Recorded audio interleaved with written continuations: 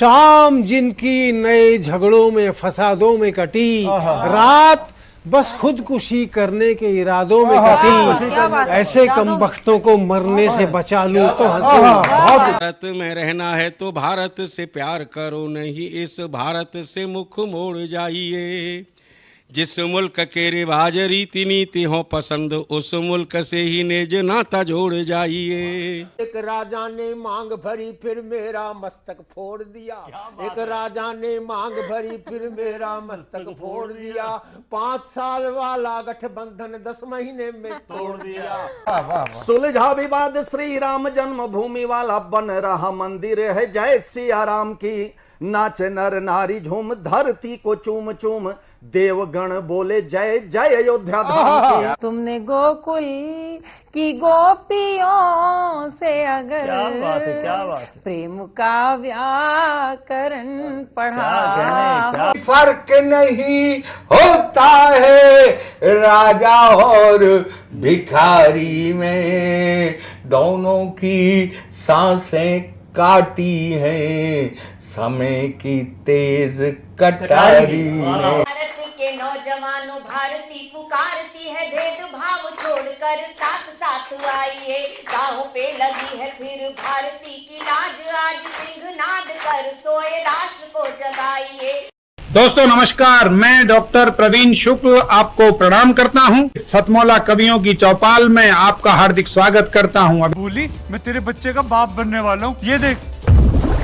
ओ फुद्दू, एक गैस से भरा गुब्बारा अपनी माँ को दिखाइयो। लाइफ में कुछ बातों का बचना बहुत मुश्किल, और जब हो साथ सतमौला और उसका चटपटा टेस्ट, तो हर चीज बचेगी आसानी से।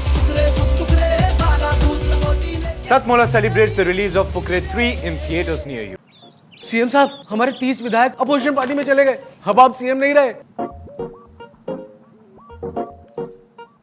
सतमौला तो अब नया सीएम कौन बन रहा है? Tell me. सतमौला खाओ, कुछ भी बचाओ।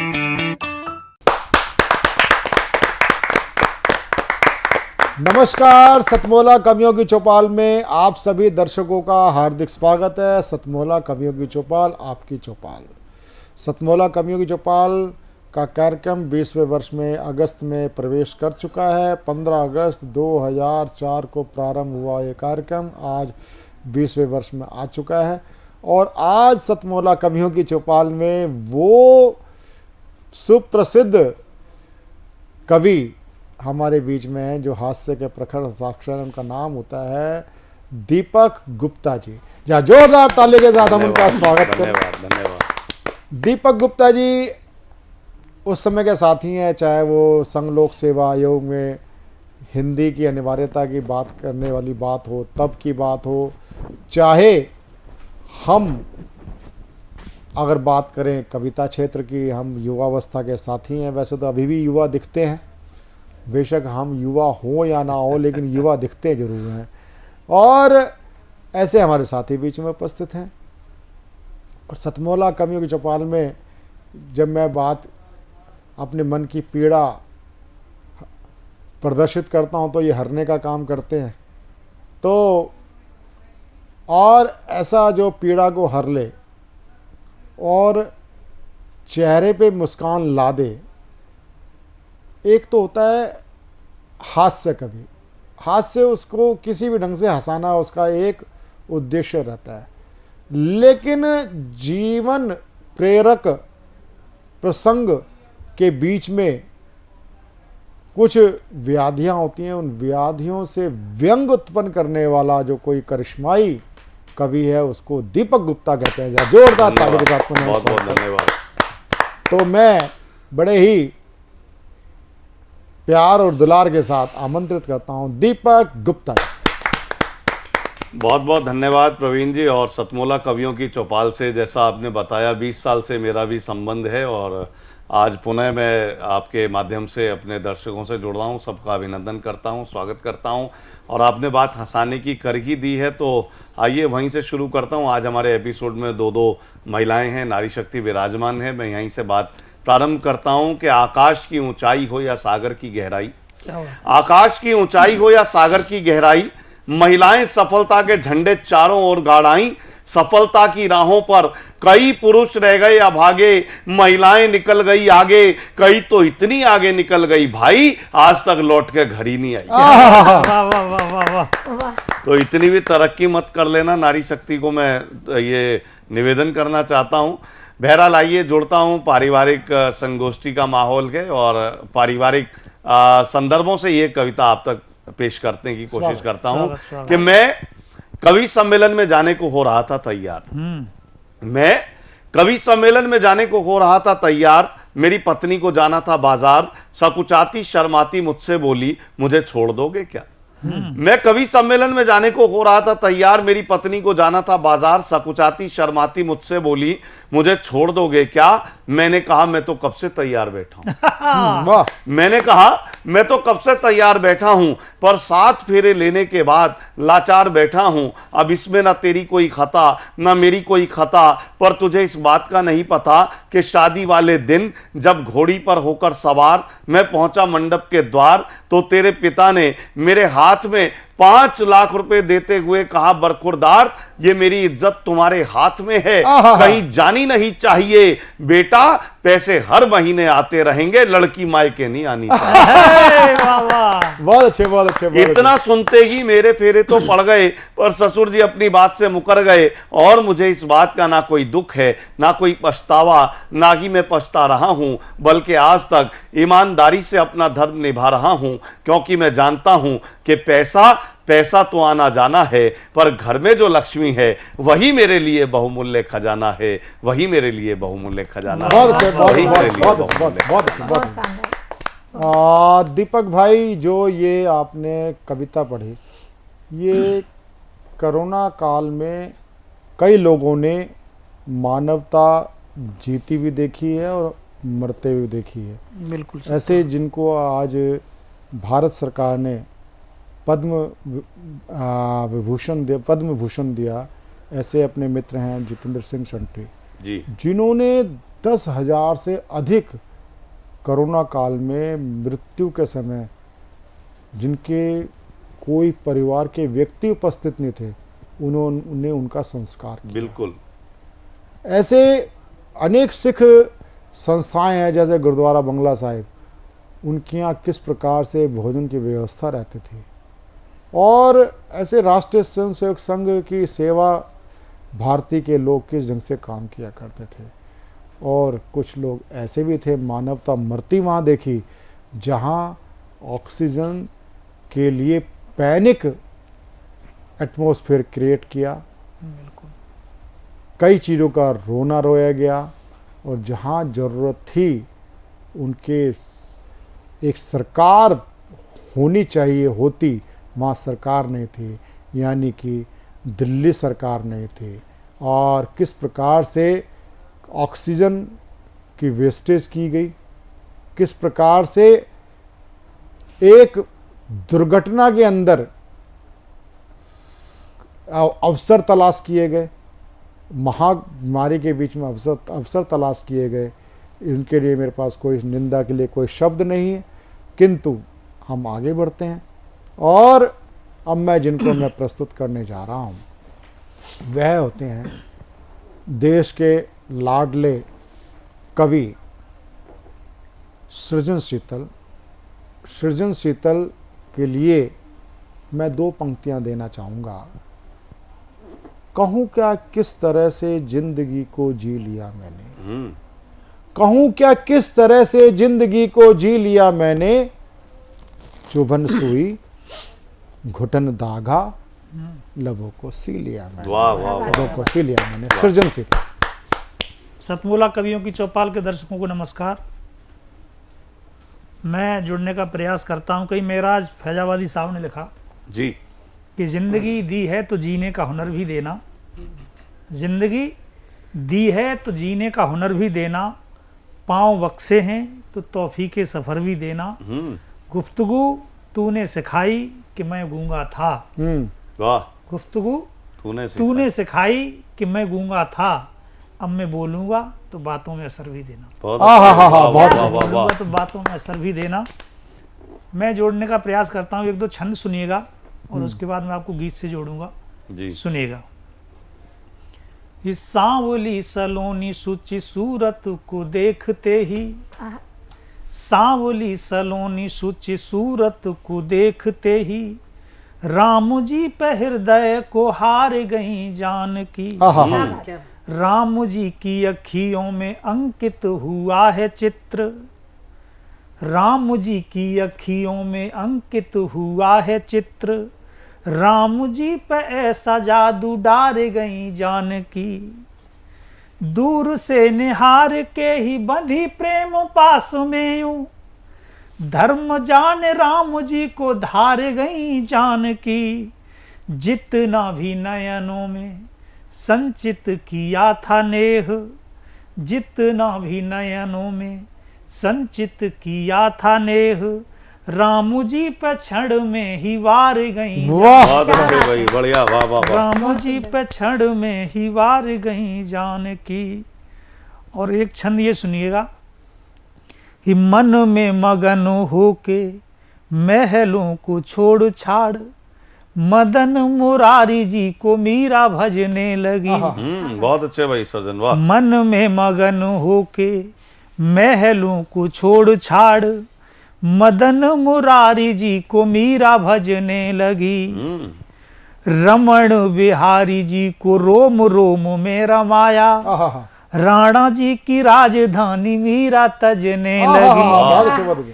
बांके बिहारी जी की भक्ति में विलीन हुई, बांसुरी सी राग में मीरा बजने लगी।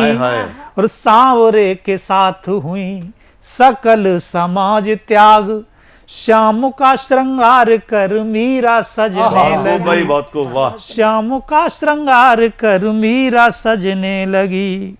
ये श्याम पाक पावन सी प्रीत में पगी हैं हम, श्याम पाक पावन सी प्रीत में पगी हैं हम।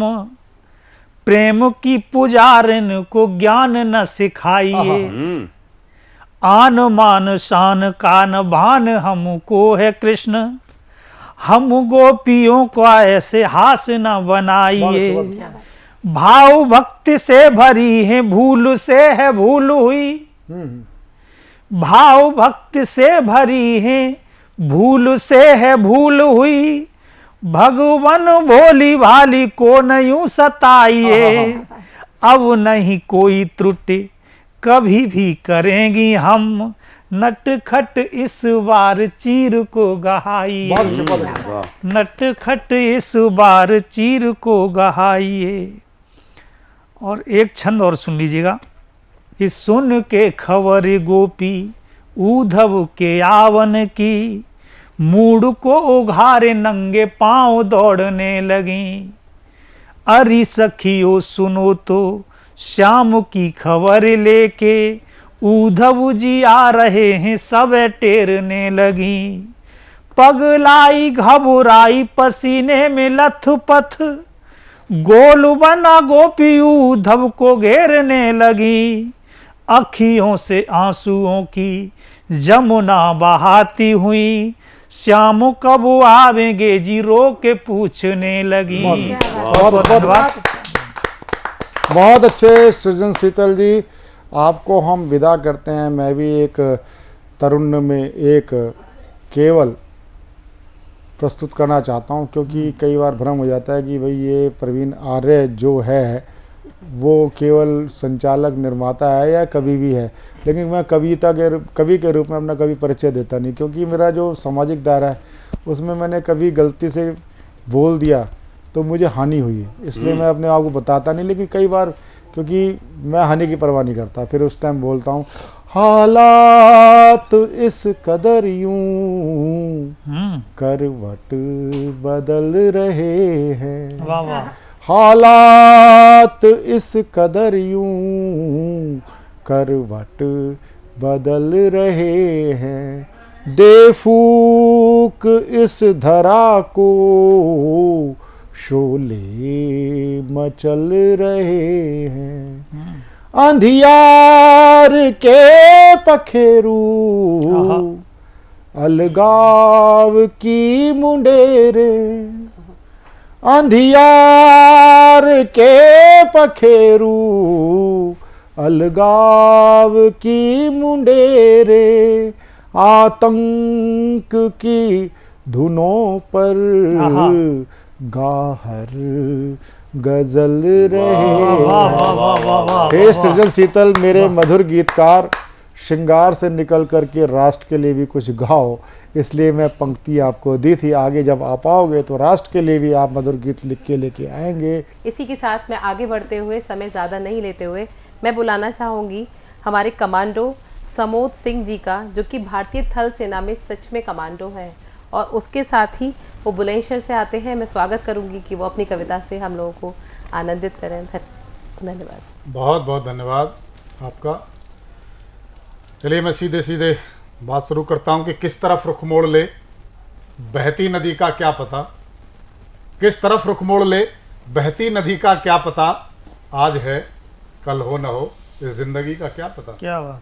आज है कल हो न हो इस जिंदगी का क्या पता, और ठोकरें खा कर मियाँ चलने की आदत डालिए, आंख से कब रूठ जाए रोशनी का क्या पता। क्या बात है। आंख से कब रूठ जाए रोशनी का क्या पता, और बेवफा हो जाए कब और बावफा हो जाए कब। आदमी तो आदमी है, आदमी का क्या पता। आदमी तो आदमी है, आदमी का क्या पता। तो चलिए, अभी भगवान श्री कृष्ण की और राधा जी की बात हो रही थी, तो एक मुझे छंद याद आता है।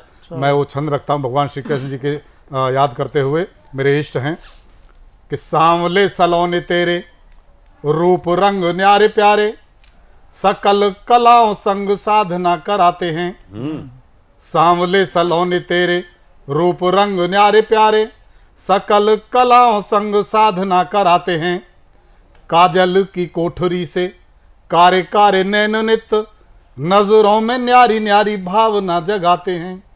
अरे पूतना का दूध पी के तृप्त किया पूतना को, कंस जैसे दानवों से याचना कराते हैं।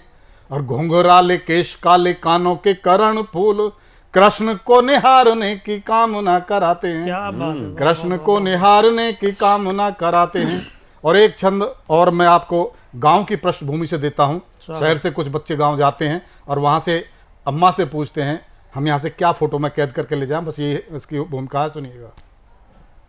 कि ओढ़नी का ढाटा मार, जो मेरी कर्म भूमि है, थोड़ी सी भाषा का पुट है, मेरी कर्म भूमि हरियाणा का, सुनिएगा। कि ओढ़नी का ढाटा मारे ओखली में धान कूटे, भाई मेरे बूढ़ी माँ ने फोटो में उतार ले।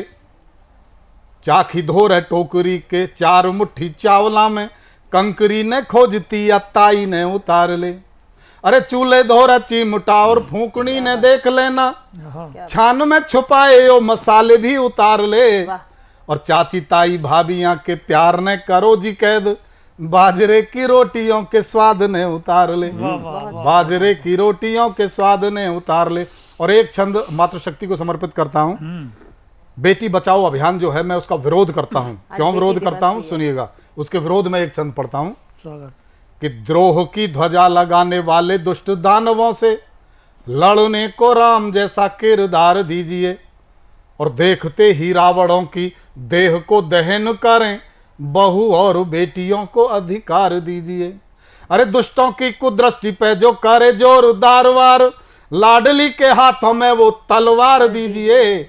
और लाडली बचाने वाला अभियान करो बंद, पहले आप लाडलों को संस्कार दीजिए। पहले आप लाडलों को संस्कार दीजिए। और चार पंक्तियां अपने बुजुर्गों को समर्पित करता हूं कि चार गीली पत्तियों में कंकरी को बांधकर सूखने के बाद देखो झुंझुना हो जाएगा। क्या बात है। चार गीली पत्तियों में कंकरी को बांधकर सूखने के बाद देखो झुंझुना हो जाएगा। और अगर बुजुर्गों का तजुर्बा बांध लें हम पोटली में, जिंदगी का ये सफर भी खुशनुमा हो जाएगा। जिंदगी का ये सफर भी खुशनुमा हो जाएगा। और आखिरी चार पंक्तियां पढ़ता हूं, सुनिएगा। कि दो दिलों की कहानी रहे न रहे, दो दिलों की कहानी रहे न रहे, आशिकी में रवानी रहे न रहे। अरे देश के नाम कर दो इसे आज ही, क्या पता कल जवानी रहे। बहुत बहुत धन्यवाद। जय। बहुत बहुत धन्यवाद सर। आज वैसे भी डॉटर्स डे है, बेटी दिवस है, तो आज सर ने बेटी में समर्पित कविता कही, उसके लिए बहुत बहुत धन्यवाद। अब हमारे साथ मौजूद हैं नई दिल्ली से अंजू खवात्रा जी। ये सोशल एक्टिविस्ट हैं, बिजनेस एंटरप्रेन्योर हैं और कविताएं भी लिखती हैं। इनका एक काव्य संग्रह शोख अल्फाज आ चुका है। अगर आपके पास मौका लगे तो वो ज़रूर पढ़िएगा, बहुत खूबसूरत कविताएं हैं उनमें। अंजू जी, आपका बहुत बहुत स्वागत है। बहुत शुक्रिया, बहुत धन्यवाद। आइए अपनी कविताएं सुनाइए हम सबको। स्वागत। मेरी रचना का शीर्षक है कैसा प्यार। कभी सड़कों पे बेफिक्री सी घूमा करती, कभी सड़कों पे बेफिक्री सी घूमा करती, सपनों की उड़ान लिए मन में लिए मैं भी फिरती।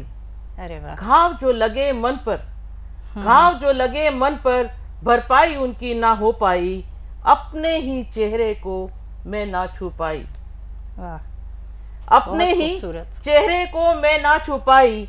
ये कैसा था तुम्हारा इजहार, ये कैसा था तुम्हारा इजहार, कहते थे करता हूं तुमसे बेइंतहा प्यार। वाह, क्या बात फिर है। कैसे मन में आया तेजाब का फिर कैसे मन में आया तेजाब का विचार, मेरी छोटी सी ना मुझ पर ही पड़ी भारी, मेरा छोटा सा इनकार मुझ पर ही पड़ा भारी, छपाक छपाक तेजाब की बूंदों से मैं झुलसी सारी। दहशत से मैं चीख उठी, दहशत से मैं चीख उठी, जमी भी जैसे कांप उठी, और मैं तेजाबी इश्क की बलि चढ़ी, और मैं तेजाबी इश्क की बलि चढ़ी। जानते हो दर्द भी उसी को मालूम है जो दर्द से गुजरता है मेरे यार। बिल्कुल। कोई तुम्हें कैसे बतलाए दर्द क्या होता है मेरे यार। मोम सा पिघल गया है मेरा चेहरा, मोम सा पिघल गया है मेरा चेहरा, आंखें धंस गई हैं पलकें नहीं बची हैं। देख दर्पण घबराता है, देख दर्पण घबराता है, देखो देखो फफोलों से कैसे पानी रिसता है, जिस्म को नहीं रूह को भी छूता है। और मुझे तुम्हारे सच्चे प्यार पे तरस आता है, और मुझे तुम्हारे सच्चे प्यार पे तरस आता है। इश्क की हद को तुम इस तरह पार करोगे, मानवता को शर्मसार करोगे। मेरी अदना सी ना ने तुम्हें इस कदर गिरा दिया, तुमने अपने सौ करोड़ प्यार का सड़कों पे तमाशा लगा दिया। गुलाब देने की बजाय तेजाब फेंक दिया। दिल को मोहब्बत में जिद नहीं होती मेरे दोस्त, मोहब्बत में जिद नहीं होती मेरे दोस्त, जिद हो अगर तो मोहब्बत नहीं होती मेरे दोस्त। बिल्कुल सही बात है। सच्चा प्रेम तो सपनों को उड़ान देता है, सच्चा प्रेम सपनों को उड़ान देता है, जरूरत में साथ देता है। तुमने तो प्रेम को ही अपनी जंजीरों में कैदी बना दिया। ये कैसा बदला लिया रूप रंग मेरा सब बिगाड़ दिया। झील से गहरी जिन आंखों के तुम पढ़ते थे कसीदे, देखो ना छालों से भरे पड़े हैं कैसे गड्ढे, देखो ना छालों से भरे पड़े हैं कैसे गड्ढे।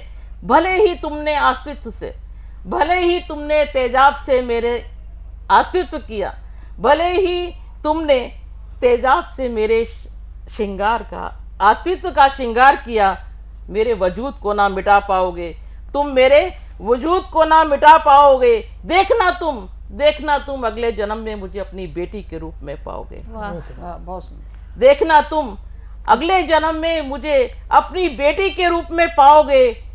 मेरी बर्बादी को, अपनी हवस को इश्क समझकर अपनी बेटी को मेरी बर्बादी की दास्तान सुनाओगे। दिल को छू रही है। झुलसी सी आशाएं हैं, झुलसी सी आशाएं हैं, बदन पे जलने के निशान हैं। मुझे भी समाज से कुछ सवाल पूछने हैं। अपनी बहन बेटी की सुरक्षा की बात करते हो और दूसरों की बेटियों पे तेजाब से वार करते हो, सड़कों पे कुचलते हो, हैवानियत का शिकार बनाते हो, गिनती की चंद सांसें लिए फिरते हो। 84 लाख योनियों में से भी, 84 लाख योनियों में से भी इंसान नहीं हैवान निकलते हो। आखिर क्यों, आखिर क्यों? धन्यवाद। आपकी इस कविता ने अंजू जी दिल को दहला दिया। एक ऐसा प्रश्न उठाया है आपने अपनी इस कविता के माध्यम से जिसने इस पूरी महफिल को शांत कर दिया है। और शायद हम सब के रोंगटे खड़े हो गए हैं और आंखों में आंसू आ गए हैं। बोली मैं तेरे बच्चे का बाप बनने वाला हूँ, ये देख। ओ फुद्दू, एक गैस से भरा गुब्बारा अपनी माँ को दिखाइयो। लाइफ में कुछ बातों का बचना बहुत मुश्किल। और जब हो साथ सतमोला और उसका चटपटा टेस्ट, तो हर चीज बचेगी आसानी से। Satmola celebrates the release of Fukre 3 in theaters near you. हर पल मस्ती और रंगीन विद सतमोला नमकीन, इससे बेटर है नथिंग। सतमोला नमकीन डिफरेंट टेस्ट है बेमिसाल, पनीर भुजिया भी कमाल, इसके टेस्ट के सब शौकीन। हाँ सतमोला नमकीन, सतमोला स्वीट्स एंड नमकीन, इससे बेटर है नथिंग। हाँ सतमोला नमकीन। सतमोला कवियों की चौपाल की श्रृंखला को आगे बढ़ाते हुए अब हम आप लोगों के सामने लेकर के आ रहे हैं राजेश भारती जी को, जो कैथल से आए हैं। इनकी 8 पुस्तकें आ चुकी हैं और ये अपने मुक्तक और कुछ नज़्म हम लोग के सामने पेश करने आ रहे हैं। ज़ोरदार तालियों से इनका स्वागत करिए। राजेश जी, आपका बहुत बहुत स्वागत है। शुक्रिया। मैं 2 मुक्तक सुनाना चाहूँगा आरंभ में। पेड़ों की घनी छाँव में होते, पेड़ों की घनी छाँव में होते, हम ममता की नाव में होते। पेड़ों की घनी छाँव में होते, हम ममता की नाव में होते। अगर रोटी की भूख न होती, हम भी अपने गांव में होते। क्या बात है। एक मुक्तक और। हम मेहनत कशों की कम उजरत क्यों है, उजरत मेहनताना। हम मेहनत कशों की कम उजरत क्यों है, हक मांगे अगर हम तो आफत क्यों है। और मुट्ठी भर लोगों की ही मुट्ठी में दुनिया की यह सारी दौलत क्यों है। वाह, बहुत शुक्रिया। अब एक नज़म। बिल्कुल। जो देखा वही हाल लिखा है, जो देखा वही हाल लिखा है, मेहनत कस कंगाल लिखा है। जो देखा वही हाल लिखा है, मेहनत कस कंगाल लिखा है। और बैठा है जो यहाँ निठल्ला, उसको माला माल लिखा है। बैठा है जो यहाँ निठल्ला, उसको माला माल लिखा है। और संघर्षों का जल भरा है लेकिन, संघर्षों का जल भरा है लेकिन, जीवन खाली ताल लिखा है। संघर्षों का जल भरा है लेकिन, जीवन खाली ताल लिखा है। चुप बैठा है वह वर्षों से, चुप बैठा है वह वर्षों से, क्यों उसको वाचाल लिखा है। और ये शेर, हीरे मोती नहीं लिखे हैं, हीरे मोती नहीं लिखे हैं, मैंने रोटी दाल लिखा है। हीरे मोती नहीं लिखे हैं, मैंने रोटी दाल लिखा है। तू लिख या ना भी लिख, तू लिख या ना भी लिख, मैंने तेरा ख्याल लिखा है। बहुत बढ़िया, बहुत बढ़िया। तू लिख या ना भी लिख, बहुत खूबसूरत, मैंने तेरा ख्याल लिखा है। और अंतिम पंक्तियाँ। मैंने इस दुनियादारी को, मैंने इस दुनियादारी को जी का एक जंजाल लिखा है। क्या बात। जो देखा वही हाल लिखा है, मेहनत कस कंगाल लिखा है। हीरे मोती नहीं लिखे हैं, मैंने रोटी दाल लिखा है। शुक्रिया। बहुत बहुत खूबसूरत। मैंने रोटी दाल लिखा है। मेहनतकश लोगों की जो तकलीफ़ें होती हैं, रोज़मर्रा की जो तकलीफ़ें होती हैं, उनको बड़ी ही खूबसूरती से राजेश जी ने हम लोगों के सामने पेश किया। इस क्रम को आगे बढ़ाते हुए, हालांकि इस कविता को अपने अंदर बैठने में समय लग रहा है, पर चूँकि समय कम है तो इस क्रम को आगे बढ़ाना भी ज़रूरी है। उमंग सरीन जी को हम आमंत्रित करते हैं, जो कि नई दिल्ली से हैं। वो अपनी कविताएं सुनाएं हमको। और इन्होंने 3 काव्य संग्रह लिखे हुए हैं और गीत विधा इनकी प्रिय विधा है। तो अब स्वागत करते हैं उमंग जी का कि वो अपनी कविताएं सुनाएं। स्वागत, धन्यवाद मुझे बुलाने के लिए। सतमोला टीवी का मैं बहुत बहुत आभार प्रकट करती हूँ और संचालिका महोदय आपका भी बहुत बहुत आभार प्रकट करती हूँ। एक मुक्तक से आपको जोड़ती हूँ।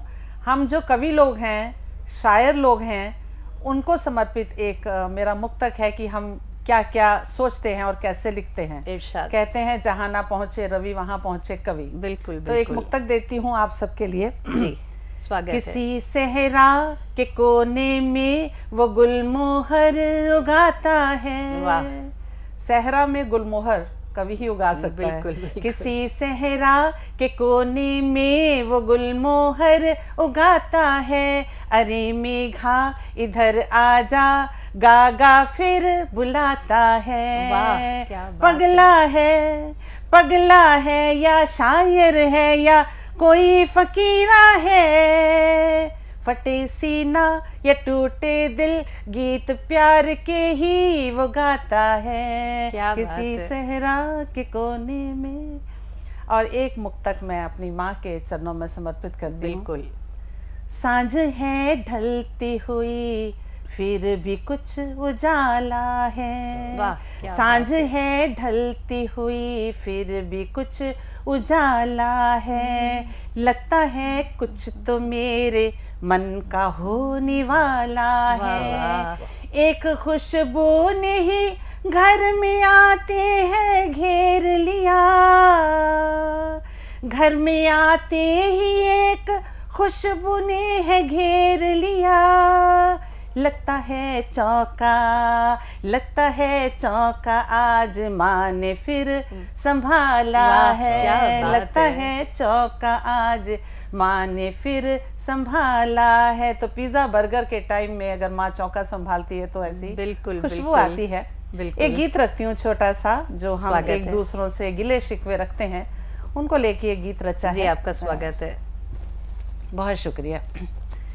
इतने गिले तुम जो हमसे रखोगे। इतने गिले तुम जो हमसे रखोगे तो बोलो किसके गले फिर लगोगे। वाह, वाह, क्या बात ना है। आँखों में होगा, ना आँखों में होगा तस्वुर हमारा। ना आँखों में होगा तस्वुर हमारा। तो ख्वाबों में जाना किससे फिर मिलोगे। वाह, वाह, क्या बात इतने है। गिले तुम जो हमसे रखोगे। बहुत शुक्रिया। बहुत खूबसूरत। मेरा साथ तुमको गवारा न होगा तो कश्ती तो होगी, किनारा न होगा। मेरा साथ तुमको गवारा न होगा तो कश्ती तो होगी, किनारा न होगा। कुर्बतें जो हमारी तुमको खलने लगेंगी तो खुद से भी थोड़ा कतराने लगोगे। क्या बात है। इतने गिले तुम जो हमसे रखोगे। राहें कदमों को दुश्वार लगने लगेंगी, तन्हा चलोगे, चल चल के थकोगे। क्या बात है। राहें कदमों को दुश्वार लगने लगेंगी, तन्हा चलोगे, चल चल के थकोगे। दिन तो गुजर जाएगा भीड़ में यूं, दिन तो गुजर जाएगा भीड़ में यूं। रातों को किसके संग फिर जगोगे। वाह, इतने गिले बहुत खूबसूरत। तुम जो हमसे रखोगे। अंतिम बंद दे रही हूँ। बिल्कुल। छोड़ कर जा रहे हो शहर आज मेरा, मुबारक हो तुमको नया वो बसेरा। छोड़ कर जा रहे हो शहर आज मेरा, मुबारक हो तुमको नया वो बसेरा।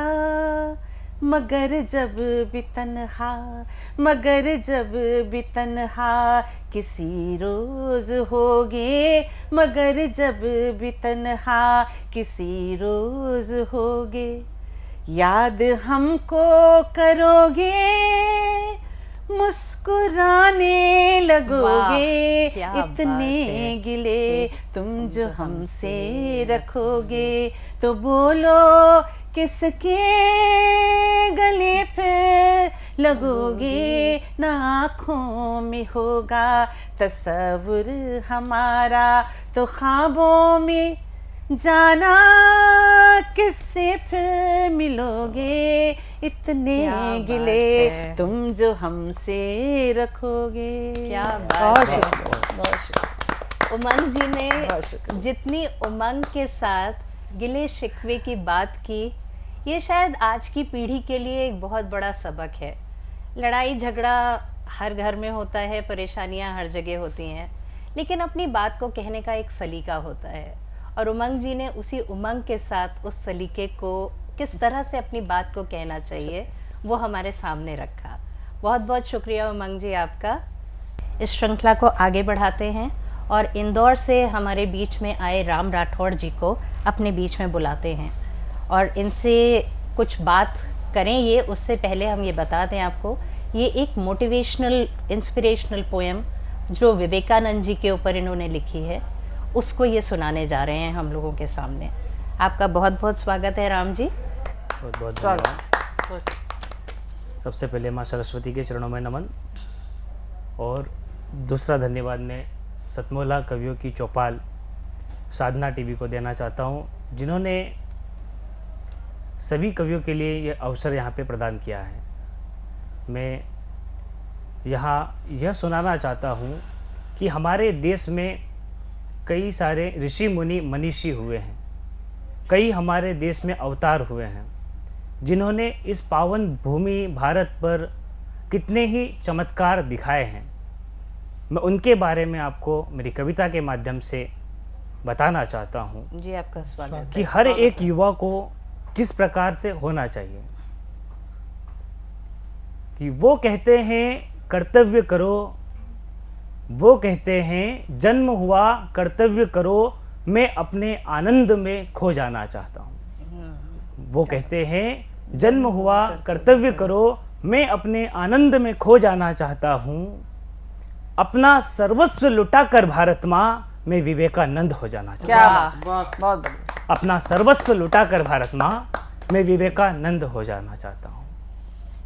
फैला कर तेरी मिट्टी की खुशबू चारों ओर, नाप लेना चाहता हूँ मैं धरती के सारे छोर, विश्व में तेरा नाम फिर अमर हो जाए, विश्व में तेरा नाम फिर अमर हो जाए, फिर चाहे प्राण त्याग दें भले ही मर जाए, फिर चाहे प्राण त्याग दें भले ही मर जाए, बस इतनी सी इच्छा पूरी कर जाना चाहता हूँ, मैं अपना सर्वस्व लुटाकर भारत माँ विवेकानंद हो जाना चाहता हूँ। मैं अपना सर्वस्व लुटाकर भारत माँ विवेकानंद हो जाना चाहता हूँ। हमारा जन्म क्यों हुआ होगा?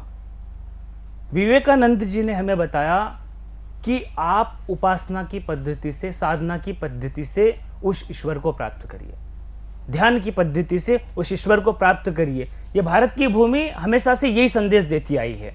जितने भी अवतार हुए हैं, पापाचार जितना बढ़ गया है, उनको मिटाने के लिए आया है तो कोई अवतार हमारे भारत भूमि पर जन्म ले लेता है। वाह, बिल्कुल सही बात।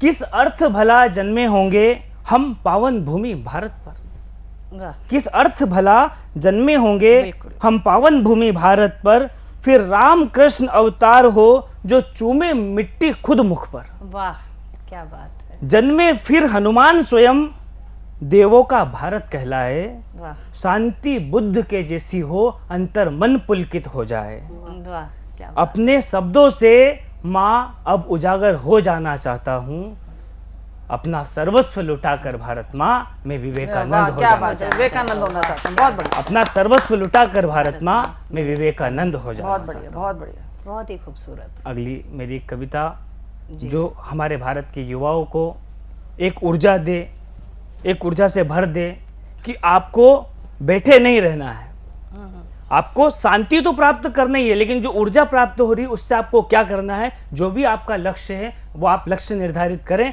और उस लक्ष्य को पकड़ के आप आगे बढ़ जाइए। बिल्कुल। वो लक्ष्य क्या है मैं आपको इन पंक्तियों के माध्यम से बताना चाहता हूँ। आपका स्वागत है। रास्ता लंबा तय करना है, बिना रुके चलना होगा, प्रखर कर्म की दे आहुति अग्नि में जलना होगा। वाह, क्या प्रखर कर्म की दे आहुति अग्नि में जलना होगा। साथ था कोई आगे होगा, यह सब भूल जाओ तुम। साथ था कोई आगे होगा, यह सब भूल जाओ तुम। कोई साथ नहीं चलेगा, अकेले चलते जाओ तुम। कोई साथ नहीं चलेगा, अकेले चलते जाओ तुम। अभी नहीं जो कोई अपना, जब कोई बच्चा शुरुआत करता है अपने लक्ष्य को प्राप्त करने के लिए, तब उसके साथ कोई भी नहीं होता है। अभी नहीं जो कोई अपना, हर कोई अपना होगा। अरे प्रखर कर्म की दे आहुति अग्नि में जलना होगा। अग्नि में जलना होगा। विश्वास करो तुम खुद पर ही, विश्वास करो तुम खुद पर ही। तुम अग्नि हो, तुम ज्वाला हो। तुम्हारे अंदर क्या है तुम्हें झांकना होगा। विश्वास करो तुम खुद पर ही, तुम अग्नि हो, तुम ज्वाला हो। सारी दुनिया विष की प्याली, तुम अमृत का प्याला हो। वाह। सारी दुनिया विष की प्याली, तुम अमृत का प्याला हो। नीलकंठ सा बनो स्वयं ही, नीलकंठ सा बनो स्वयं ही। तुमको विष पीना होगा। प्रखर कर्म की दे आहुति अग्नि में जलना होगा। बहुत बढ़िया, बहुत खूबसूरत। रास्ता लंबा तय करना है, बिना रुके चलना होगा। प्रखर कर्म की दे आहुति अग्नि में जलना होगा। अग्नि में जलना होगा। बहुत बहुत धन्यवाद। बहुत खूबसूरत, बहुत बहुत ही अच्छा। और इन्होंने जो राम जी ने युवाओं को और सभी को एक इंस्पिरेशन दिया है आगे बढ़ने का, वो एक अपने आप में एक अद्भुत इंस्पिरेशन है। बहुत बहुत शुक्रिया राम जी आपका। इस क्रम को आगे बढ़ाते हुए अब हमारे बीच में मौजूद हैं डॉक्टर कृष्ण कुमार जी, डॉक्टर कृष्ण कुमार मिश्रा जी मिर्ज़ापुर से।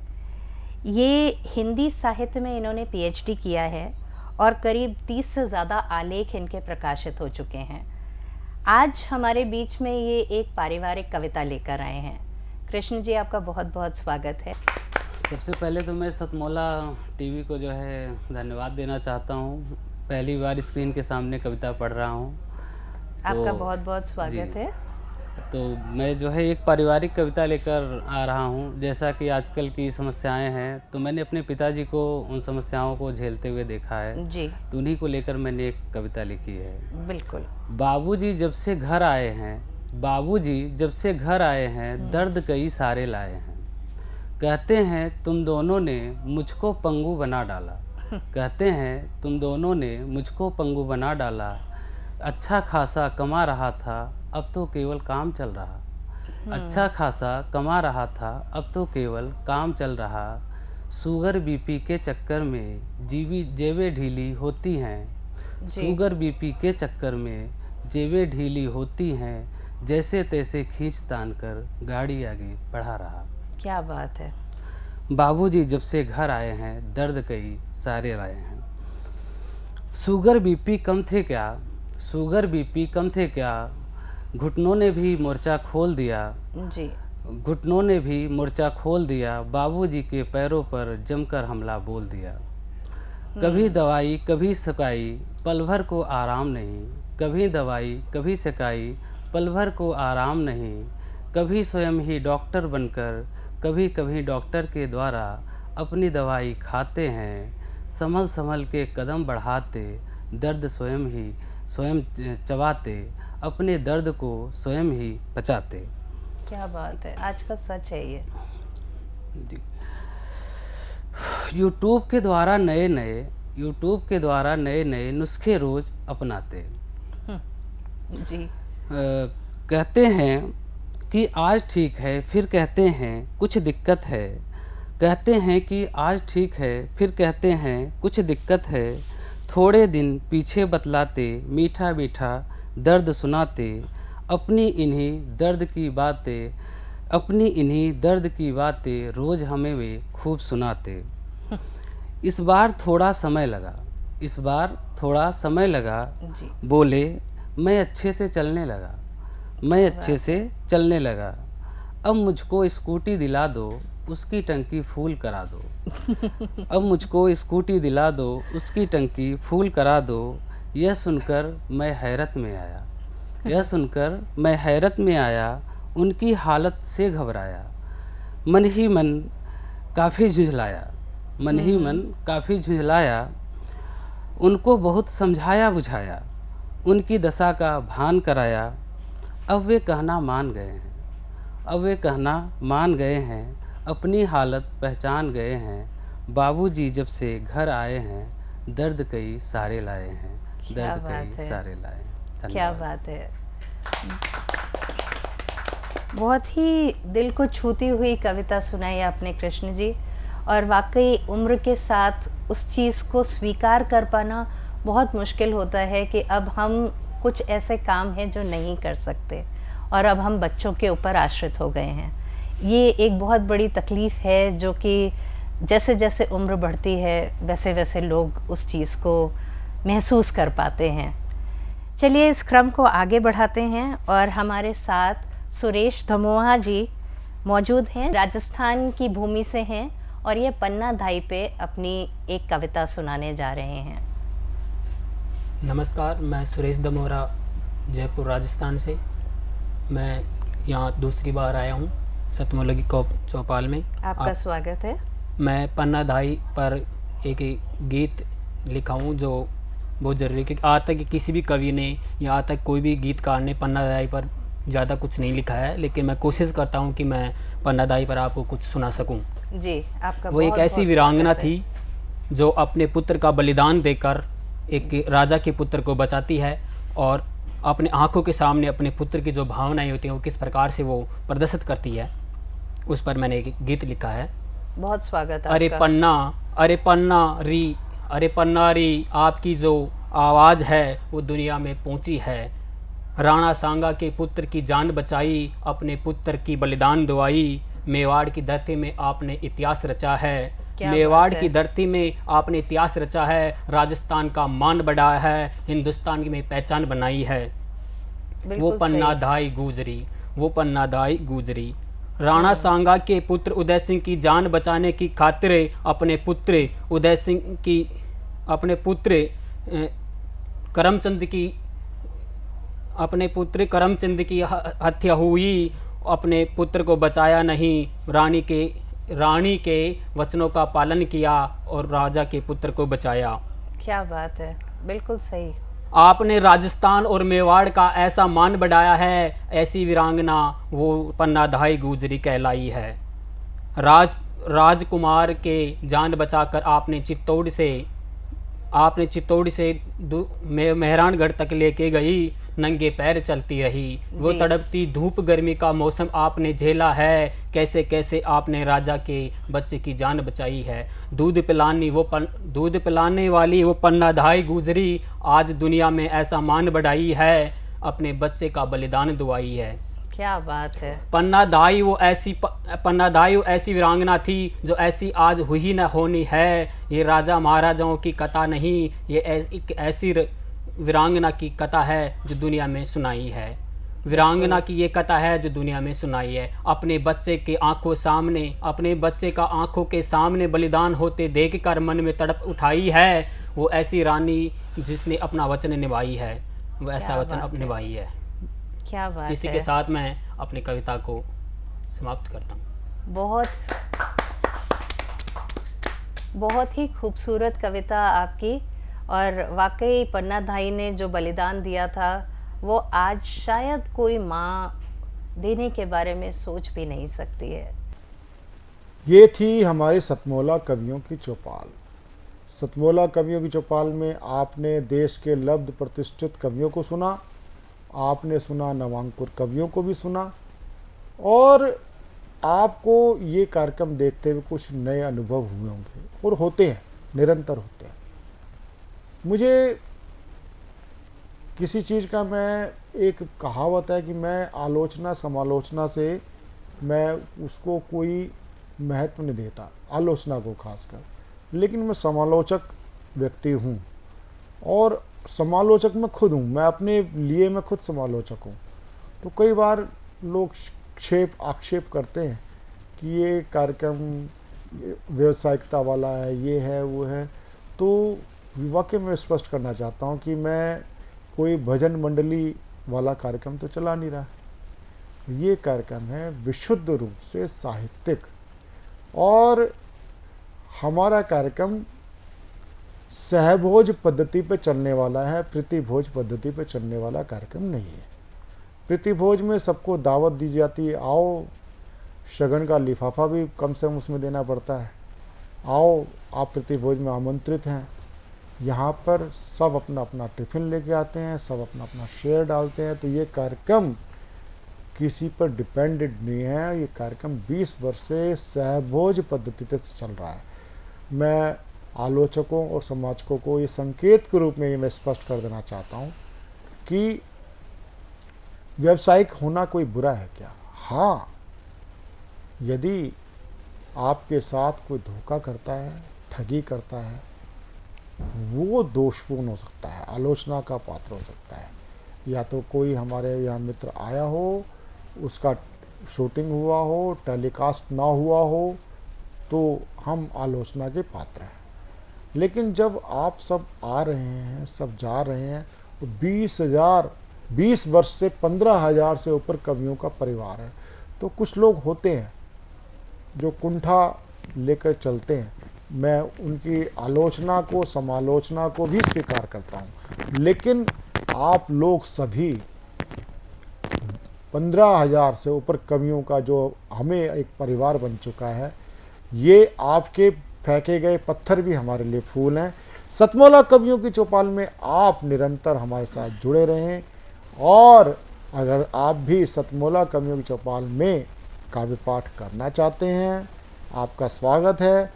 टीवी स्क्रॉल पर चल रहे, नीचे दिए स्क्रॉल पर चल रहे नंबर 9711182183 पर आप हमसे संपर्क करें, हमारी टीम आपसे संपर्क करेगी और आपको एक अच्छा स्वर्णिम मौका आपको मिलता है। आप हमारे साथ सदस्य बने और एक ऐतिहासिक परिवार के आप अंग बने। ये गौरवमयी क्षण के लिए आप सादर आमंत्रित हैं। मिलते हैं अगले रविवार सतमोला कवियों की चौपाल में। नमस्कार। आज हमारे बीच में सतमोला कवियों की चौपाल में आज हमारे बीच में उपस्थित हैं श्री पीयूष गोयल जी। पीयूष गोयल जी पेशे से आप मैकेनिकल इंजीनियर हैं और आज बड़ा रोचक विषय बन जाता है। पीयूष गोयल जी को आज हमने जो आमंत्रित किया है, कोई ऐसे नहीं है कि मतलब हमने इनको आमंत्रित किया ये चले आए, नहीं। मैं आज बात करता हूँ, आज सामयिक की बात करता हूँ, कालजयी बात भी करूँगा, सामयिक बात भी करूँगा और रोचक बात भी करूँगा। कालजयी बात करता हूँ कि हमारे देश के महापुरुष महात्मा गांधी ने आज़ादी के भारत को आज़ाद कराने में एक महत्वपूर्ण भूमिका का निर्वहन किया और जिस व्यक्ति को उन्होंने आगे किया उनका नाम होता है पंडित जवाहरलाल नेहरू। और गांधी जो राम राज्य का सपना लेके चले थे और भारत को एक राम राज्य की तरफ ले जाना चाहते थे, लेकिन नेहरू जी को वो नेतृत्व दे करके यानी कि प्रधानमंत्री बना करके वो राम राज्य तो पता नहीं कहाँ चला गया। अर्थात उन्होंने यहाँ तक भी कह दिया था कि महात्मा गांधी का ये भी कहना था कि भारत अब आज़ाद हो चुका है और आज़ाद हो गया है तो इस कांग्रेस को समाप्त कर देना चाहिए। लेकिन गांधी के परम अनुयायी नेहरू जी ने और समस्त कांग्रेस ने महात्मा गांधी जी के सलाह को ठुकरा दिया। अब समय बदलता है, 5-6 दशक 7 दशक के बाद एक और महात्मा गांधी के अवतार पैदा होते हैं। उनका नाम होता है अन्ना हजारे। अन्ना हजारे भी लेके आए स्वराज हमारा जन्म सिद्ध अधिकार है, स्वराज, और ये लोकपाल जन लोकपाल को लेके आए और उन्होंने आगे किया चाचा नेहरू के अवतार अरविंद केजरीवाल को। और आज अरविंद केजरीवाल दिल्ली के मुख्यमंत्री हैं और उनके मुख्यमंत्री काल के अंदर ही कोरोना आया। दिल्ली पूरे भारत में, विश्व में आया, लेकिन दिल्ली में जो हाल हुआ, और आज केजरीवाल सरकार का आधे से ज़्यादा मंत्रिमंडल जेल में है। उनके अलग अलग रोज़ खुलासे होते हैं और अंतिम जो नूरा कुश्ती नहीं, बिल्कुल जो असली फाइट हुई वो हुई। सुप्रीम कोर्ट से हारे या जीते जो भी हुआ, और संसद में नया कानून आया और आज वो फ्री की गारंटियाँ, फ्री के रेवड़ियाँ बांटने में मशहूर हैं। ऐसे ही मैं फिर कालजयी उसमें जा रहा हूँ, अतीत में जा रहा हूँ। एक चरित्र हुआ देश का, उसका नाम हुआ वीर सावरकर, दामोदर राव वीर सावरकर, जिन्होंने भारत को स्वतंत्र कराने में अपने 2 दशक से ज़्यादा अपना समय उन्होंने काल कोठरी को दिया, और काल कोठरी को दिया। और उस समय उन्होंने काल कोठरी में, वो कोहलू में बैल की जगह उनको लगाया जाता था, कोड़े पड़ते थे और तेल निकाला जाता था। इतना सब कुछ होने के बावजूद वो काफ़ी निशक्त हो गए और बीमार भी रहे, तो भी उनसे कोहलू में जोतना उनको बंद नहीं किया गया। वो शेष समय में जेल की काल कोठरी में, पत्थर की काल कोठरी में छोटे पत्थरों से देश को जगाने वाले राष्ट्र प्रेमी कविताएं लिखा करते थे। अब आ जाते हैं हम समसामयिक और वर्तमान समय में। वर्तमान समय में हमारे साथ हैं उसी प्रकार का कार्य करने में। आपका केवल सावरकर के साथ केवल इतना संबंध बताना चाहूँगा कि आप सावरकर की तरह आपने कोई जन आंदोलन नहीं किया, कोई कांग्रेस मुक्त कार्य नहीं किया, लेकिन किंतु जो काम किया, कहते हैं ना कि राहुल गांधी कहते हैं कि मैं सावरकर नहीं हूँ, वो तो भाई धूल की तुम कण भी नहीं हो सकते। लेकिन जो शख्स मेरे साथ बैठा है वह जरूर सावरकर की धूल का एक कण जरूर मैं मानता हूँ कि जो आज मैं ये आपके सामने दिखाने जा रहा हूँ। आज अगर मैं बात करूं, ये भगवत गीता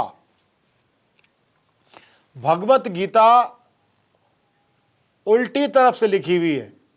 पूरी भगवत गीता दर्पण छवि में, अगर आप इसको दर्पण में देखेंगे तो सीधा नजर आएगा। भगवत गीता अगर आप इसको दर्पण में देखेंगे तो सीधी नजर आएगी। फिर दूसरा इनका कारनामा, कार्बन पेपर से ये साहित्य लेखन है। किस कवि क्या नाम है इसका? ये पंचतंत्र। पंचतंत्र की कहानियां कार्बन पेपर से लिखी हुई हैं, सीधी तरफ से भी और पीछे से भी। कार्बन पेपर से लिखने का मतलब एक पेज पे सीधा, एक पेज पे सीधा, एक पेज पे उल्टा, वही चीज सेम, वही चीज उल्टी। और ये देखिए, मेहंदी कौन से, इसको बोलते हैं मेहंदी कौन से, जो मेहंदी जो रचाते हैं ना, देखिए मेहंदी कौन से, ये क्या है? गीतांजलि, रविन्द्रनाथ टैगोर जी की। ये रविंद्रनाथ टैगोर जी की गीतांजलि है, ये देखिए। और अटल जी की, ये अटल जी की मेरी 51 कविता, ये वो पेपर है, क्या पेपर बोलते हैं इसको? मैजिक शीट बोलते हैं, मैजिक शीट बोलते हैं। ये अटल जी की मेरी 51 और अटल जी की मेरी 51 कविता है। इसका एक विशेष क्या मैजिक पेपर आर्ट का, देखिए मैं हल्का सा उंगली से स्केच करूंगा ना, हल्का सा देखिए, देखिए तो यहाँ पर देखिए, ये देखिए ये स्केच, ये मैजिक आर्ट पेपर का ये एक खासियत है। और ये जो है, ये सुई से लिखी है, मधु सुई से, पिन, ऑल पिन से लिखी है। ये जैसे जस्ट लाइक, जिसको ये इनको नहीं पता था, लेकिन ये वैसे तो ब्रेन लिपि कहलाती है, लेकिन ये ब्रेन लिपि नहीं है, ब्रेन लिपि वाले वो नहीं है, अक्षर नहीं है, लेकिन ये ऑल पिन से इन्होंने ये किया, ये मधुशाला, हरवंश राय बच्चन जी की मधुशाला, जस्ट लाइक उसको ब्रेन लिपि से मिलती जुलती है, लेकिन ब्रेन लिपि नहीं। और आप ये लगाइए एक और कारनामा, ये टीन की शीट है, लोहे की शीट है, एल्युमिनियम की शीट है। एल्युमिनियम की शीट पे आयरन नेल से हैमरिंग करके। क्या ये किसकी है? ये किसकी मेरी किताब है पीयूष वाणी, उसको लिखा है। अच्छा, पीयूष वाणी जो इनकी किताब है, ये आप लगाइए। तो ऐसे ही सब जो चीजें हैं जो इन्होंने करी हैं, एक तो होता है खाली दिमाग शैतान का घर, लेकिन पहली बार मैं हैरानी के साथ कह रहा हूं कि खाली दिमाग एक देव कार्य भी होता है। एक तो होता है, कहावत होती है खाली दिमाग शैतान के घर, लेकिन आज मैं साक्षात देख रहा हूं खाली दिमाग शैतान का घर नहीं, देव कार्य का भी देवालय हो सकता है। और ऐसे कार्य जो इन्होंने किए हैं, इन्होंने जैसे मुझे बताया, वो बताया कि 2004 में बड़ा 2000 में बहुत भयंकर एक्सीडेंट हुआ। ये ऑन बेड थे और ऑन बेड में जैसे इनको देवीय आकाशवाणी हुई, शक्ति प्राप्त हुई। और सबसे पहले आपने कौन सी लिखनी प्रारंभ? सन 2000 में मेरा एक्सीडेंट हुआ, बहुत सीरियस एक्सीडेंट था। मैं नोएडा में एक हॉस्पिटल है यहीं पे, मैं 1 महीने वहाँ पे कमरे में रहा और 9 महीने में बेड पर अपने घर पे। 10 ऑपरेशन है। 2003 में मेरा जॉब चला गया, डिप्रेशन हो गया। एक मेरे मित्र ने मुझे भागवत गीता दी पढ़ने के लिए, और मैं बताऊँ आपको, भागवत गीता पढ़नी और मेरी लाइफ बदल गई। और फिर मैंने इस भागवत गीता को पूरे 18,700 श्लोक को मैंने हिंदी और इंग्लिश दोनों भाषाओं में लिखा है। और लिखने के बाद मेरी लाइफ में जो है ना मिरेकल हो गया। मैं एक क्या बोलते हैं कि ऊपर वाले का चमत्कार हो गया कि मैं आज सुई से जो किताब लिखी हैं, 17 जो किताबें लिखी हुई हैं, आज की डेट में ये है कि लोग बाग एज ए बहुत सम्मान देते हैं। और ये जो आपने ये मैंने जो है मेहंदी कौन से लिखी, अच्छा, एक शादी मेहंदी कौन से लिखी, मैं एक शादी में गया था। तो मुझे एक्चुअली में इंस्ट्रूमेंट मिलना चाहिए, इंस्ट्रूमेंट मिला और मैंने जो है अपनी चीज़, अपने माइंड को, क्रिएटिविटी और इमेजिनेशन आपकी होनी बहुत ज़रूरी है। जब तक आप इमेजिनेशन क्रिएशन नहीं करे हुए, मैकेनिकल इंजीनियर हूँ, लोग पूछते थे पीयूष इस बार क्या है, तो लोगों की बात पूरा करने के लिए फिर मैंने मेहंदी कौन सी किताब लिखी और ये गीतांजलि है। और उसके बाद सिलसिला जारी रहा। फिर मैंने विष्णुदत्त शर्मा जी की पंचतंत्र है, बोलिए, वो किताबें लिखी हैं मैंने, जिसने मुझे बहुत मोटिवेट किया है। तो मैंने पंचतंत्र मैंने पढ़ी, उसके मैंने पढ़ने के बाद मुझे जो है ना, ये कार्बन पेपर से किताब लिखी गई है। मैंने बोला ना कि मैं मैकेनिकल इंजीनियर हूँ, इनोवेटिव हूँ, कुछ भी कर सकता है एक मैकेनिकल इंजीनियर। वो कार्बन पेपर से लिखने का मतलब ये था कि एक मेरे मित्र ने पूछ लिया कि पीयूष जी आपने भागवत गीता उल्टी लिख दी, इसको पढ़ेगा कौन? मैंने उससे कहा कि वाल्मीकि जी ने मरा मरा बोल दिया और राम राम निकला, रामायण लिख दी उन्होंने। तो मेरी पूरी दुनिया को संदेश है यार, सीधी नहीं तो उल्टी पढ़ लो, मेरी लाइफ बदली तो आपकी भी लाइफ बदलनी चाहिए। अरे वाह वाह। बस ऐसे सीधा चलता रहा। फिर कार्बन पेपर से लिख दिया। अटल जी मेरे फेवरेट हैं, अटल जी मेरे फेवरेट हैं। अटल जी की मेरी किताब, मैंने उनके ऑटोग्राफ भी लिए। फिर मैंने उनकी पुस्तक मेरी 51 कविता को मैजिक शीट पे लिखा है। और क्या बताऊँ आपको, मुझे जो है ना भागवत गीता ने मुझे जो है मंच दिया, और मुझे जो सुई से जो किताब लिखी है ना, उसने मुझे गूगल दे दिया। और ये जो किताब है ना सुई से लिखने वाली, पूरी दुनिया पूछ रही है पीयूष जी सुई से जो किताब लिख दी आपने, कैसे लिख दी, इसका रहस्य बता दो। इसका रहस्य ये है कि बचपन में एक कहानी पढ़ी थी, कौवे ने कंकर डालकर पानी पी लिया। अगर पक्षी कंकर डाल के पानी पी सकता है तो पीयूष गोयल किताब क्यों नहीं लिख सकता? बहुत अच्छे, बहुत अच्छे, बहुत अच्छे, बहुत। ये चीजें ऐसी हैं जो मोटिवेट करती हैं। और मैंने भागवत गीता पढ़ी, 18,700 श्लोक मैंने पढ़े, वहां से भी मैंने मोटिवेशन लिया। मैं अक्सर पूछता हूँ कि भगवान कृष्ण अर्जुन के सारथी क्यों बने थे? कृष्ण के सारथी क्यों बने थे? वो इसलिए बने थे कि क्योंकि भगवान ने देख लिया कि इसने चिड़िया की आंख देखी है, इसका लक्ष्य चिड़िया की आंख है। 4 भाई ने चिड़िया देखी और इसका लक्ष्य जो है चिड़िया की आंख है। भगवान कृष्ण बोलते हैं जिसका लक्ष्य बड़ा है मैं उसी के साथ हूँ, तू 2 कदम चलेगा मैं 4 कदम चलने को तैयार हूँ। और जिसके रथ का ड्राइवर भगवान कृष्ण हो और पताका हनुमान की हो, उसको हराने वाला कोई है नहीं। तो यही कहना चाहता हूँ कि मोटिवेशन बड़ा होना चाहिए, और मोटिवेट ही चीज़ें होती हैं जो आपको मोटिवेट करके आगे तक ले जाती हैं। मेरा 2003 में एक्सीडेंट हुआ, 2000 में एक्सीडेंट हुआ, 2003 में डिप्रेशन हुआ। भागवत गीता अगर वो मेरा दोस्त ना देता तो आज ये सारी चीज़ें आपके सामने नहीं होती। तो ये चीज़ें होती हैं जो आपने कहा कि वीर सावरकर से कहा आपने, उन्होंने लिखा, वाकई में बहुत बड़ा काम है उनका, तो मैं तो उनके बराबर भी नहीं हूँ। लेकिन आपने छोटी सी 1% की भी 0.1% की भी तुलना करी है तो मेरे लिए बहुत बड़ी बात है। और आपने देवीय कहा है कि खाली जो होता है ना दिमाग जो होता है वो शैतान का होता है, लेकिन आपने एक शब्द जोड़ा देवीय, तो ये मेरे लिए एक बहुत बड़ा मोटिवेट का काम करेगी और मैं हो सकता है कुछ और नया लिख दूँ। बहुत बहुत बहुत खूब पीयूष जी, जो वाकई में जो मैंने आपको कहा वो मैंने कोई अतिशयोक्ति नहीं की। ये एक देवीय शक्ति प्राप्त होती है और इस काम को करने के लिए, क्योंकि ऐसे दुर्लभ और असाध्य कार्य को सामने देख करके विरले से विरले मैंने लोगों को पीछे हटते देखा है।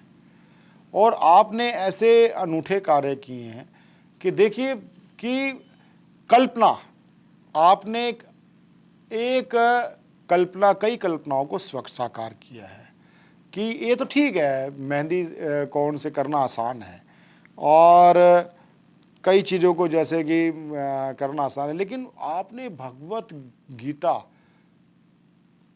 उल्टे तरफ से प्रारंभ की।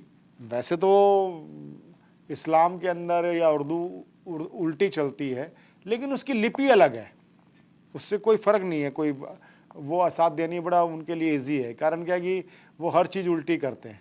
लेकिन जो आप विपरीत धारा में जो अपने बहने का काम किया है वो एक बहुत बड़ी एक उपलब्धि है। और कोई विशेष आप साधना टीवी के दर्शकों के साथ आप कोई बात और साझा करना चाहते हैं तो एक बार आपको मैं दोबारा मौका देता हूँ। दोस्तों, मैं मोटिवेशनल स्पीकर हूँ, मेरी किताबें पब्लिश हुई हैं और मोटिवेशन का काम करता हूँ। कुछ शब्द मोटिवेशन वाले मैं आपके साथ शेयर करना चाहता हूँ। एक शब्द है, एक लाइन है जो मुझे बहुत प्यारी है। मैं एक दिया हूँ, मेरा काम है चमकना।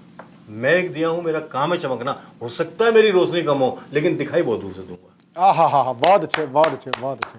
और साधना टीवी ने आज मुझे मौका दिया, ये मेरे बड़े सौभाग्य की बात है। और आप सर इस तरह से काम कर रहे हैं और लोगों को प्रमोट कर रहे हैं, लोगों को आगे लेके आ रहे हैं, जिस तरह का काम कर रहे हैं, मेरी शुभकामना है आप ऐसे ही लोगों को लेके आते रहें और हमें बुलाते रहें और हम आते रहें और आपसे मिलते रहें। इस तरह की बात हो नहीं सकती। ये प्रेम की बात है, जो प्रेम की बात होती है वो दूर तक जाती है।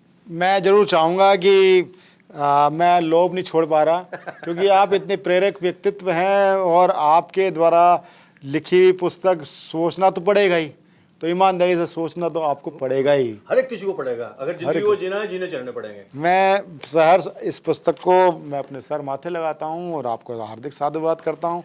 और आप भविष्य में भी सतमोला कवियों चौपाल में आप पधारते रहें। मैं आऊँगा, बिल्कुल निश्चित रूप से आऊँगा। आपका हार्दिक आभार।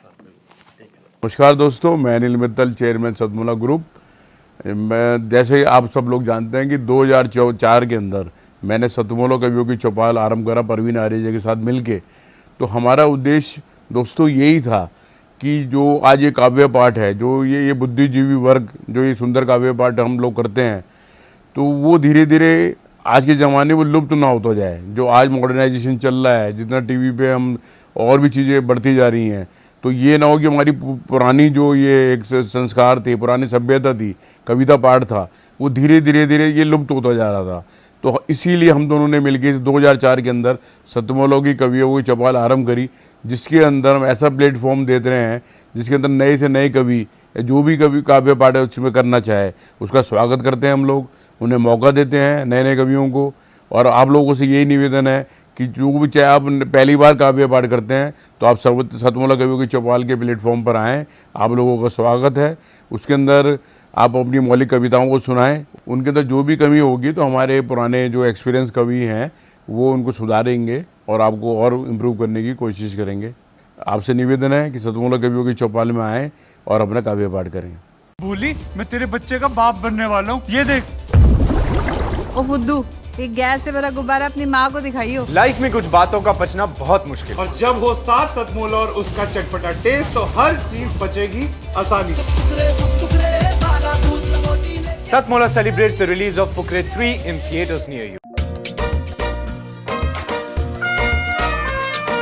हर पल मस्ती और रंगीन विद सतमोला नमकीन, इससे बेटर है नथिंग। सतमोला नमकीन डिफरेंट टेस्ट है बेमिसाल, पनीर भुजिया भी कमाल, इसके टेस्ट के सब शौकीन। हाँ, सतमोला नमकीन सतमोला स्वीट्स एंड नमकीन, इससे बेटर है नथिंग। हाँ सतमोला नमकीन।